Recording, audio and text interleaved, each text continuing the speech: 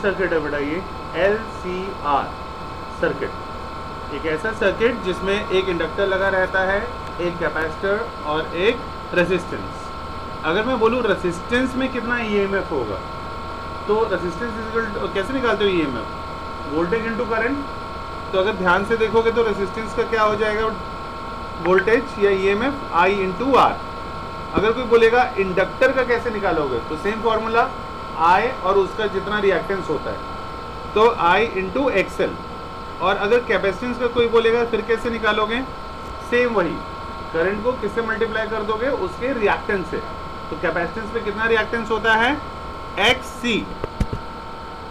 XC होता है बेटा।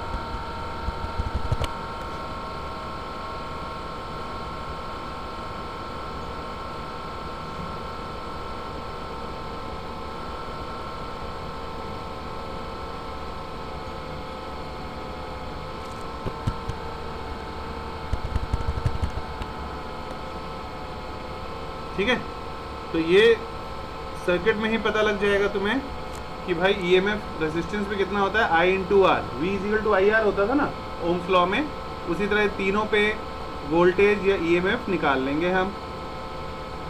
ओके, उसके बाद जहाँ पे E है तो E के लिए क्या करोगे, साइनोसॉइडल फॉर्म में। अगर कोई बोलता है E को साइनोसॉइडल फॉर्म में लिखना है तो कैसे लिखोगे, E को E not sine omega T, है ना। तो EMF को अगर साइनोसॉइडल फॉर्म में लिखना है तो क्या लिखोगे, E not sine omega T. उसके बाद सर्किट के बाद तुमको इसका ट्रायंगल बनाना आना चाहिए। इस ट्रायंगल को क्या बोला जाता है, इम्पीडेंस ट्रायंगल। ठीक है, इम्पीडेंस ट्रायंगल बनाना आना चाहिए। ध्यान से देखो कैसे बनाना है, ये भी इंपॉर्टेंट है। नेक्स्ट स्टेप में तीन चीज़ें, कौन कौन सी चीज़ें, R के लिए नीचे जाएगा तो EC, ऊपर जाएगा तो EL माइनस EC, और इसका रिजल्टेंट अगर निकालना होगा तो एक तो रेजिस्टेंस का था तो इसलिए R² हो गया, और दूसरा क्या था, XL माइनस XC का होल स्क्वायर, और इस पूरे का स्क्वायर रूट, ये तुम्हारा EMF आ जाएगा। तो दूसरा, इस डायग्राम को फेजर डायग्राम के नाम से भी जाना जाता है, तो ये भी पेपर में आ जाता है बेटा। फेजर डायग्राम बनाओ इसका जल्दी से, जो कि बहुत ही इंपॉर्टेंट है, फेजर डायग्राम।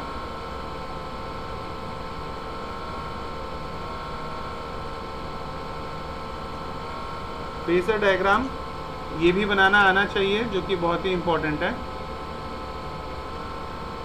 नोट्स की हेल्प लो, उसमें से भी देख के बना सकते हो बेटा। Page number 7।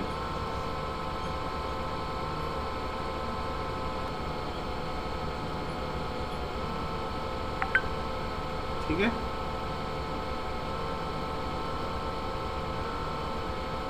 यहां से लेके यहां तक EL माइनस EC, ये यहां से लेके यहां तक I, ये phi, ये दोनों का रिजल्टेंट। तो ये रेजिस्टेंस वाला है I² जब करते हैं तो I बाहर ले लिया है, R² plus XL minus XC का होल स्क्वायर। और ये जो phi है, इस phi को क्या कहा जाता है, फेस एंगल भी कहा जाता है। किस फेस में तीनों चीज़ें घूम रही हैं, जो हमने अलग अलग पढ़ा था, L वाला, C वाला और R वाला, उन सभी को पकड़ के एक के ऊपर एक बैठा दिया, तो ये वाला ग्राफ बन गया, फेसर डायग्राम बन गया इसका। ये पॉइंट ज़रूर इंपॉर्टेंट है, ये ज़रूर लिख लेना। इस केस में हमारा EL जो होगा वो हमेशा EC के से ज़्यादा होगा, और ज़्यादा होता है इसलिए हम EL माइनस EC लेते हैं। अगर कैपेसिटेंस का ज़्यादा होता तो क्या ले लेते हैं, EC माइनस EL ले लेते हैं। ठीक है, उसके बाद ध्यान दो, ये जो डायग्राम में सारा कुछ है, इसी को इंडिविजुअली खोल के लिखना है। अगर रेजिस्टेंस में EMF निकाल रहे हो तो किसके बराबर होता है, IR। अगर इंडक्टर में निकाल रहे हो EMF तो कैसे निकालेंगे, I इंटू XL, और उसके बाद एक और होगा, वो क्या होगा, EC अगर निकालोगे तो I इंटू XC होगा। ठीक है, ये भी लिख लो कहीं पे नीचे।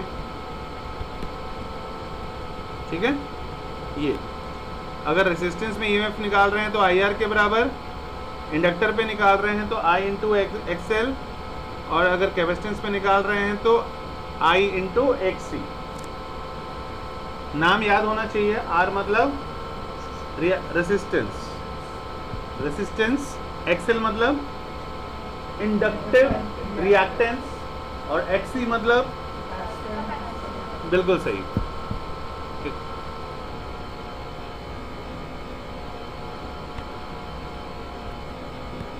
चलें,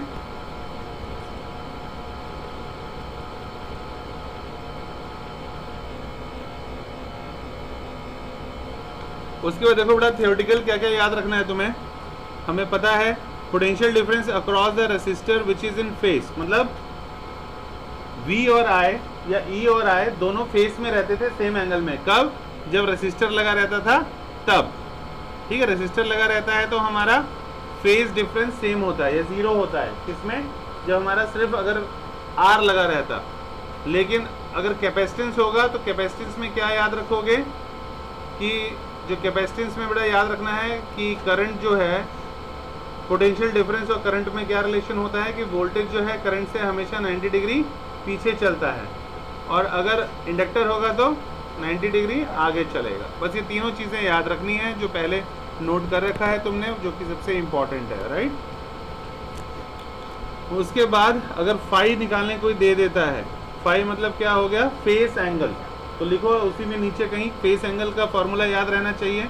अगर कोई फेस एंगल निकालने बोल रहा है तो 10 फाई यानी परपेंडिकुलर अपॉन बेस करके हम निकाल लेते हैं। तो अपना जब ग्राफ में देखोगे अपना ट्रायंगल में, तो परपेंडिकुलर कितना है तुम्हारा? XL माइनस XC है, और बेस कितना है? R है। तो दोनों का रेशियो निकाल दिया, मतलब XL minus XC upon R। और ये 10 फाई इज इक्वल टू इतना है। तो अगर फाई निकालना है तो क्या करेंगे? 10 वाला वहाँ जाएगा तो इनवर्स, तो 10 इनवर्स, और सेम यही लिख दोगे XL minus XC upon R। या XL को अगर खोलना चाहो तो कैसे खोल सकते हो? XL is equal to omega L, और XC is equal to 1 upon omega C। बार बार बोलते रहो ताकि याद हो जाए ये चीज़, है ना। जितना बार बोलते रहोगे फिर याद हो जाएगा। कि कोई भी बोलेगा XL is equal to omega L, XC is equal to 1 upon omega C। तो याद रखना है कैपेसिटेंस में नीचे रेसिप्रोकल, और अगर इंडक्टर लगा है तो सामने सामने, डायरेक्टली इनडायरेक्टली रिलेशन। क्योंकि अगर मैं मान लो इसी में से क्वेश्चन थ्योरेटिकल तुम्हें दे देता, मैं बोलता तुमसे कि तुम्हें ग्राफ बनाना है, मुझे पता है कि XL जो है इज इक्वल टू क्या होता है? Omega L। तो मैं बोल देता फ्रीक्वेंसी और XL में ग्राफ बनाओ। यहाँ मैंने दे देता XL, और यहाँ बोलता मैं फ्रीक्वेंसी, दोनों में ग्राफ बनाओ। तो ओमेगा को जब खोलते हैं तो क्या हो जाता है? 2 पाई न्यू।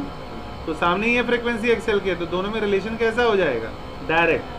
तो फिर मैं एक सीधी लाइन खींच देता। लेकिन अगर मैं तुमसे बोलता कि XC और फ्रीक्वेंसी में ग्राफ बनाओ, फिर वो रिलेशन कैसा हो जाता है? इनवर्स था, तो फिर मैं ऐसे बना देता। ठीक है। तो फॉर्मूला का मतलब सिर्फ फॉर्मूला नहीं होता है, बल्कि उससे हम ग्राफ भी रिप्रेजेंट कर सकते हैं फिजिक्स में। फिजिक्स का मतलब क्या है? रिलेशन डायरेक्ट और इनवर्स दोनों का क्या मतलब है वो हमें अच्छी तरह से पता होना चाहिए। ठीक है। उसके बाद नेक्स्ट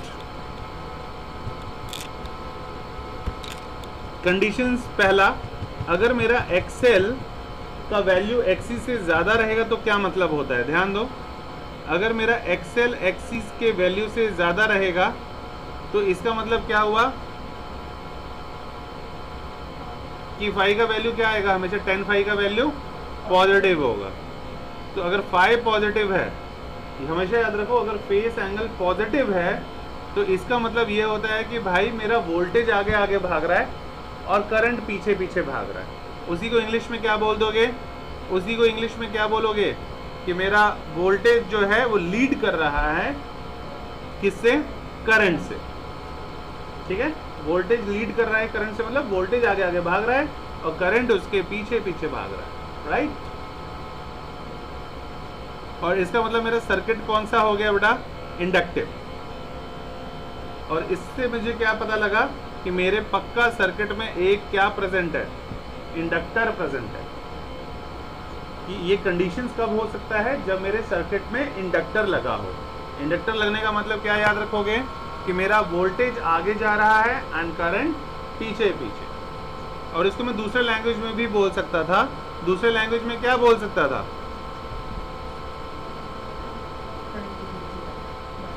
करंट पीछे जा रहा है as compare to voltage. Current 90 degree पहले है, वोल्टेज आगे है, तो उसमें फिर मैं क्या यूज़ कर लेता, लैग बिहाइंड यूज़ कर लेता। तो लीड, जहाँ लीड्स हो रहा है उस वहीं पे लैग्स वाला भी दो चीज़ें हैं तुम्हारे पास। अगर मैं फॉर एग्जांपल बोलता हूँ ए जो है वो लीड कर रहा है बी से, तो मैं बोल सकता हूँ बी जो है वो पीछे रह रहा है ए से। तो जहाँ पीछे रह रहा है उसको बोल देते हैं लैग्स, और जहाँ आगे जा रहा है उसको बोल देते हैं लीड। सेकंड कंडीशन पे ध्यान दो एकदम, अगर मेरा एक्सएल की वैल्यू कम है एक्सी से, तो इसका मतलब फाई का वैल्यू नेगेटिव आ जाएगा। इसका मतलब क्या हुआ कि वोल्टेज पीछे पीछे चल रहा है और करंट आगे आगे जा रहा है। इसका मतलब कि मेरा सर्किट जो है उसमें पक्का क्या लगा हुआ है, एक कैपेसिटेंस लगा हुआ है। एंड थर्ड कंडीशन क्या हो सकता है, दो कंडीशन हमने बात कर ली है, तीसरा हमें खुद को पता है। तीसरा कंडीशन क्या हो सकता है, जब मेरा एक्सएल और एक्सी दोनों का वैल्यू आपस में इक्वल हो, या फिर इन शॉर्ट में बोल सकता हूँ कि एक्सएल और एक्सी दोनों आपस में इक्वल होंगे। तो अगर इक्वल होगा बेटा तो tan फाई का वैल्यू क्या हो जाएगा, 0 हो जाएगा, क्योंकि जो फॉर्मूला देखोगे अपना तो फॉर्मूले में ऊपर था ना एक्सएल माइनस एक्सी। अगर मैं बोल रहा हूँ एक्सएल और एक्सी दोनों इक्वल है, इसका मतलब सेम चीज़ों को माइनस करेंगे तो क्या मिलेगा, 0, एंड 0 डिवाइडेड समथिंग 0 ही मिलेगा। तो ऐसा जब रहेगा तो इसका मतलब है कि वोल्टेज भी मेरा फेस में है, करंट भी मेरा फेस में है। इसका मतलब जो मेरा सर्किट है वो कैसा है, रेसिस्टिव है। रेसिस्टिव का मतलब उसमें रेसिस्टेंस लगा हुआ है, ठीक। तो रेसिस्टेंस का वैल्यू ही हम कैलकुलेशन के लिए लेंगे, ठीक है। तो इसीलिए ज़रूरी है इस चीज़ों को याद रखना। नेक्स्ट इंपॉर्टेंट टॉपिक इसी सर्किट में कौन सा है, इम्पीडेंस। तो इम्पीडेंस मतलब क्या होता है, रेसिस्टेंस, टोटल रेसिस्टेंस। तो टोटल रेसिस्टेंस जो रेसिस्टर लगा है वो तो R² हो जाएगा, और जो दो बच गया तो उनका नेट कितना आता है, एक्सएल माइनस एक्सी का होल स्क्वायर। तो दोनों को ऐड कर दो स्क्वायर करके और उसका स्क्वायर रूट, तो Z निकल जाता है। कहने का क्या मतलब है कि मेरा Z किसके बराबर होगा, R² plus XL minus XC का होल स्क्वायर, उस पूरे का स्क्वायर रूट। और एक्सएल को अगर खोलना चाहो तो ओमेगा एल, और एक्सी को अगर खोलना चाहो तो 1/ओमेगा c होल स्क्वायर, ठीक है। तो इस तरह से हम इम्पीडेंस निकाल लेते हैं Z। तो कहने का मतलब जो हमारा सर्किट था, अगर ध्यान से देखोगे तो यहाँ वाला जो था बेटा वो Z शो कर रहा था। वो Z का मतलब क्या है, रिजल्टेंट। किसका रिजल्टेंट, तीनों का। तो तीनों का ओवरऑल निकालेंगे तो यही हो जाता है R², क्योंकि एक तरफ जो था वो क्या था, R था, इस तरफ जो था वो क्या था, R, और इस साइड में जो था वो क्या था, एक्सएल माइनस, सॉरी इस साइड में क्या था, एक्सएल माइनस एक्सी था। अब ध्यान से देखो ये वाला फिगर देखो ध्यान से, पाइथागोरस थ्योरम आता है ना सभी को। अगर पाइथागोरस थ्योरम आता है सभी को, तो अगर इसको पाइथागोरस करोगे तो क्या हो जाएगा, आर का स्क्वायर, और इस साइड क्या है, एक्सएल माइनस एक्सी। तो एक्सएल माइनस एक्सी का होल स्क्वायर, और उस पूरे को स्क्वायर रूट करोगे तो यहाँ वैल्यू आ जाएगा कि R² plus XL minus XC का होल स्क्वायर, इस पूरे का स्क्वायर रूट। तो इसी को बोलते हैं ये लाइन को Z मतलब रिजल्टेंट, या दूसरे लैंग्वेज में इम्पीडेंस। सिंबल क्या होता है, Z। तो याद रखना है इम्पीडेंस का फॉर्मूला क्या होता है, इस पे भी कैलकुलेशन आ जाता है बेटा। बहुत ही इंपॉर्टेंट फॉर्मूला है जो तुम्हें याद होना चाहिए। इम्पीडेंस जो है सर्किट का बेटा, ये हमेशा एक कंडीशन याद रखो, थ्योरी में दे रखी है तुम्हें। अगर इम्पीडेंस और रेसिस्टेंस दोनों का वैल्यू सेम हो जाएगा, ठीक है, अगर दोनों का वैल्यू सेम हो गया, इम्पीडेंस जो है सर्किट का अगर Z = R हो जाएगा तो इम्पीडेंस तुम्हारा क्या हो जाएगा, मिनिमम। तो करंट जो होगा सर्किट में वो क्या हो जाएगा, मैक्सिमम। इसका मतलब क्या है, इम्पीडेंस है क्या, एक तरह का रेसिस्टेंस है। और रेसिस्टेंस और करंट में रिलेशन दिमाग में याद रखना है कि अगर रेसिस्टेंस ज़्यादा है, रोकना ज़्यादा है, तो करंट कम आएगा। और अगर Z यानी रेसिस्टेंस या इम्पीडेंस कम है, मतलब रेसिस्टेंस कम है तो रोक रहा कम है, तो ज़्यादा करंट एंटर करेगा, ठीक है। तो याद रखना है इम्पीडेंस, कहीं लिख लेना I और Z का रिलेशन क्या होता है। तो Z is inversely proportional to I, सबसे इंपॉर्टेंट। कि इम्पिडेंस जो है it is inversely proportional to current. इसको याद रखोगे अच्छी तरह से, ठीक है। इम्पिडेंस हो गया, फेस एंगल हो गया बेटा, फेजर डायग्राम हो गया, ये सारी चीजें इंपॉर्टेंट है। अब रेजोनेंस, रेजोनेंस भी हम कर चुके हैं, उसी को दोबारा कर रहे हैं। रेजोनेंस का कंडीशन क्या था, एक्सएल किसके इक्वल हो जाता है, एक्सी के। फिर एक्सएल को खोल लो, क्या हो जाएगा ओमेगा एल, और एक्सी को खोलोगे तो क्या हो जाएगा 1 ओमेगा सी। फिर क्रॉस मल्टीप्लाई करोगे तो omega square is equal to क्या आ गया था 1 एल सी का स्क्वायर रूट आ गया था। और चाहे तो हम ओमेगा को खोल भी सकते हैं, omega is equal to 2 pi nu linear frequency, और उसके बाद 1/2 पाई एल सी का स्क्वायर रूट भी आ जाएगा। ये कब होता है, जब हमारा सर्किट रेजोनेंस में होता है। कहने का मतलब ऐसा तब होता है जब हमारा एक्सएल और एक्सी दोनों का वैल्यू सेम रहता है, तब ऐसा होगा, ठीक है। तो ये कहाँ से आया वैल्यू, आई होप सो याद आ गया होगा। अब एक बार करें, किया है ना हमने, ये रेजोनेंट का कंडीशन है बेटा। एक्सएल हमारा किसके बराबर हो जाएगा, एक्सी के। ये लिख लेना कहीं पे, बहुत ही इंपॉर्टेंट है कि रेजोनेंस लिख के ये डेरिवेशन डिराइव कर लो बेटा। रेजोनेंट फ्रीक्वेंसी ये भी बोल सकते हो, दोनों एक ही चीज है, ठीक है। तो कंडीशन क्या है रेजोनेंट फ्रीक्वेंसी का, वो याद रहना चाहिए कि मेरा एक्सएल का वैल्यू और एक्सी का वैल्यू दोनों सेम होना चाहिए। अगर दोनों का वैल्यू सेम है तो in that case. Next important topic बेटा पावर। तो पावर के लिए, पावर को समझने के लिए बेटा क्या तुम्हें दिमाग में रखना पड़ेगा, याद रखो पावर एसी सर्किट में अगर निकालना है उसके लिए पावर कैसे निकालते थे, पावर इज इक्वल टू, पहले बचपन में क्या पढ़ा था, V इंटू आई, यही पढ़ा था ना। तो पावर इज इक्वल टू अगर V इंटू आई है तो अब हम V इंटू आई नहीं करने वाले हैं बेटा। पावर इज इक्वल टू अब हम V इंटू आई नहीं करने वाले हैं, हम क्या करने वाले हैं E इंटू आई, ठीक है। तो पावर इज इक्वल टू पहले हमने क्या पढ़ा था 10th क्लास में, power is equal to V into I, पर अब हम क्या करने वाले हैं, power is equal to E into I. तो याद इस तरह से कर सकते हो। तो power is equal to V into I था, तो पावर इज इक्वल टू हमें V की जगह E लेना है, ठीक है, सो दैट कैलकुलेशन जो है बहुत सिंपल लगे।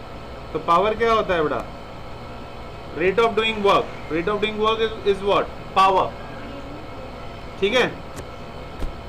तो पावर जो होता है, रेट ऑफ डूइंग वर्क क्या होता है बेटा, पावर होता है। अब ध्यान दो पावर में बेटा, सबसे पहले क्या लिखोगे, इंस्टेंटेनियस पावर, पूरी थ्योरी मत लिखना। पावर इज इक्वल, नहीं हो रहा, तो पावर इज इक्वल टू क्या यूज करोगे, E इंटू आई, ठीक है। V और V इंटू आई की जगह पे यूज करना E इंटू आई। अब नेक्स्ट हमारा क्या काम है, दोनों को किस में चेंज कर दें, साइनोसिडल फॉर्म में। तो E को क्या लिख सकते हैं हम, E not sine omega T, और I को क्या लिख सकते हैं, I not sine omega T. First equation यही लिखो। एवरेज पावर निकालने के लिए एसी सर्किट में हमें इंस्टेंटेनियस पावर तो इजी है, power is equal to E into I. अब हम निकालने वाले हैं एवरेज पावर। तो एवरेज पावर के लिए हमें साइनोसॉइडल इक्वेशन का यूज करना पड़ेगा, और साइनोसॉइडल इक्वेशन यूज करोगे तो E को क्या लिखोगे, E not sine omega T, और I को क्या लिखोगे, I not sine omega T, ठीक है। सबसे इंपॉर्टेंट है, ये पेपर में हर साल पूछते हैं, चाहे यूनिट टेस्ट हो, पी बोर्ड हो या बोर्ड एग्जाम। तो अगर कहीं पे भी कोई भी डाउट हो, कोई भी स्टेप्स ना समझ आए तो तुरंत बोल पढ़ना होगा, ठीक है। जितना पूछोगे उतना सीखोगे, चुपचाप आप गाय बन के नहीं रहना है बेटा, शेर बन के रहना है, ओके। नॉर्मल सर्किट लिया है बेटा, रेजिस्टेंस लगा दिया है। अगर नॉर्मल रेजिस्टेंस लगाएंगे तो हमें पता होना चाहिए V और I दोनों एक ही फेस में है, तो इसलिए फेस एंगल कितना ले लिया है, 0। 0 हो रहा तो याद रहना ही चाहिए, चाहे लैग और लीड्स में हल्का सा कंफ्यूजन हो, लेकिन पढ़ने के बाद वो भी कंफ्यूजन रहना नहीं चाहिए। वो तुम्हें लर्न होना चाहिए कि किस में क्या लीड कर रहा है और किस में क्या लैग कर रहा है, ये याद करना है। उसके बाद ध्यान से देखो बेटा, एक एक इक्वेशन विद फॉर्मूला। सबसे पहले देखो क्या किया गया है, पावर यहां से शुरू करना है बेटा, डेरिवेशन है ना, डेरिवेशन है जो कि बहुत ही इंपॉर्टेंट है। पावर इज इक्वल टू मैंने क्या कहा, E इंटू आई। E को फिर किस में लिख लिया, साइनोसॉइडल फॉर्म में। फिर आई को क्या किया, साइनोसॉइडल फॉर्म में। अब यहाँ ध्यान से देखो, ई नॉट की जगह ई नॉट लिख दो, आई नॉट की जगह आई नॉट लिख दो, और sine omega T into sine omega T क्या हो जाएगा, साइन स्क्वायर ओमेगा टी। या फिर अगर नॉर्मल लैंग्वेज में बताऊं तो sine theta into sine theta क्या हो जाएगा, साइन स्क्वायर थीटा। तो बस यहाँ पे थीटा की जगह पे क्या है तुम्हारे पास, ओमेगा इंटू टी है, ठीक है, ओमेगा इंटू टी है। चाहो तो कैलकुलेशन बाद में ओमेगा डाल देना, पहले थीटा लेके भी कर सकते हो ताकि कैलकुलेशन सिंपल लगे। तो इसीलिए क्या किया गया है, ध्यान से देखो, ओमेगा टी की जगह थीटा डाल दिया गया है ताकि पहले कैलकुलेट कर लो इजीली। तो पावर एवरेज निकालना है बेटा, तो पहले तो डेफिनेशन से पता लग जाएगा। तो होता क्या है, वन फुल साइकिल जो होगा ये 0 से 2 पाई तक जाएगा, हमें पता है 2 पाई मतलब क्या हुआ, 360 डिग्री। एक पूरा सर्कल में 360 डिग्री होता है, इसीलिए average power over one full cycle जब निकालेंगे तो ऊपर ध्यान से देखो, ये वाला क्या है, पावर है, ई इंटू आई साइन स्क्वायर थीटा ले लिया है डी थीटा, और अगर नीचे देखोगे तो क्या है, एंगुलर डिस्प्लेसमेंट है, इंटीग्रेशन ऑफ डी थीटा। अब दोनों को इंटीग्रेट करेंगे, राइट। तो इज वेरी इंपॉर्टेंट, ऊपर वाले में अगर ध्यान से देखोगे पावर ई नॉट और आई नॉट ये दोनों कांस्टेंट है तो बाहर निकाल लिया, अंदर सिर्फ क्या बचा, साइन स्क्वायर थीटा, इसको इंटीग्रेट करना है। अब क्योंकि ये स्क्वायर वाला है तो ये हमने सीखा नहीं होता, तो इसको हम स्क्वायर के फॉर्म से हटाने के लिए बार बार ये फॉर्मूला यूज कर रहे हैं। तो ये वाला फॉर्मूला लिख लिख के जरूर प्रैक्टिस कर लोगे, जिनके पास मैथ्स नहीं है। जिनके पास मैथ्स है उनके लिए तो कोई प्रॉब्लम ही नहीं है, ठीक है, कि भाई cos टू थीटा क्या होता है, 1 माइनस 2 साइन स्क्वायर थीटा। अब इसी को लेफ्ट राइट करना है, इस 1 को, ये माइनस वाले को पूरे को देखो ध्यान से, माइनस 2 साइन स्क्वायर थीटा को इधर लाऊंगा और ये cos टू थीटा को उधर ले आऊंगा, तो 1 माइनस cos टू थीटा हो जाएगा। फिर sine square theta is equal to क्या हो जाएगा, 2 जो मल्टीप्लाई हो रहा है दूसरे साइड जाके डिवाइड हो जाएगा। तो मतलब जो साइन स्क्वायर थीटा है उसकी जगह तुम्हें क्या यूज करना है, 1 minus cos two theta upon 2, यही हम बार बार यूज कर रहे हैं। अब उसके बाद ध्यान दो, इसके बाद स्टेप अगर समझ में ना आए तो ये बेटा है क्या, ध्यान दो यहाँ पे, ये 1 इंटू डी थीटा क्या हो जाएगा, ये देखो ये 2 जो है इसको तो बाहर ले लिया कॉमन, ध्यान से देखना बेटा यहाँ पे तभी समझ में आएगा। ये 2 जो नीचे डिनोमिनेटर में है कांस्टेंट है ना, तो ये तो बाहर आ गया, तो 2 इंटू 2 क्या हो गया, 4 पाई जो कांस्टेंट है। यहाँ तक तो कहानी समझ में आ गई होगी। अब बाकी 1 इंटू डी थीटा करोगे तो डी थीटा, और उसके बाद minus cos two theta into D theta, cos two theta D theta. अब बाकी ये पता होना चाहिए, इंटीग्रेट जब करेंगे cos थीटा को तो क्या हो जाता है, cos theta sine theta, sine theta, तो ये साइन थीटा ले लिया, लेकिन अंदर सिर्फ थीटा नहीं था, 2 थीटा था, इसलिए वो 2 निकल के नीचे आ जाता है।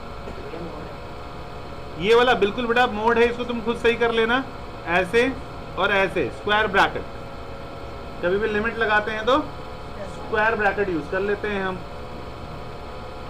अब इसके बाद तो डी थीटा 0 से लेके 2 पाई तक जा रहे हो, 0 से लेके 2 पाई तक जा रहे हो तो मतलब क्या हुआ, 2 पाई, और यहाँ पे cos थीटा को इंटीग्रेट कर रहे हो तो sin 2 थीटा, और sin 2 थीटा को दोबारा एक बार करते हैं तो 2 बाहर निकल जाता है और बाहर नीचे आ जाता है।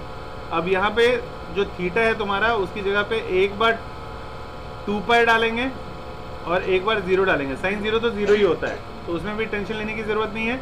सिर्फ ये sin 2 थीटा में 2 पाई डालेंगे तो क्या आ जाएगा, ये पूरा 0 आ जाएगा। क्यों आ जाएगा, क्योंकि sin 180 कितना होता है, 0 ही होता है, sin 0 भी 0 होता है। अगर भूल जाओ तो जहाँ ये लिख रहे हो यहाँ पे लिख लेना बेटा, ताकि याद रहे, बाद में याद नहीं आएगा, सोचते रह जाओगे अरे ये कहाँ से आया। sin 2 pi is equal to 0 होता है, और अगर किसी को ऐसे समझ में नहीं आ रहा तो कैसे समझ सकता है, sin 180, sin पाई सॉरी, तो वो भी 0,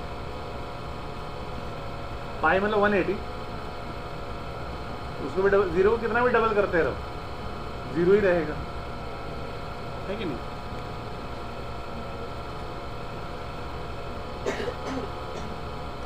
तो सिर्फ क्या बच जाएगा तुम्हारे पास, ये 2 पाई बच जाएगा।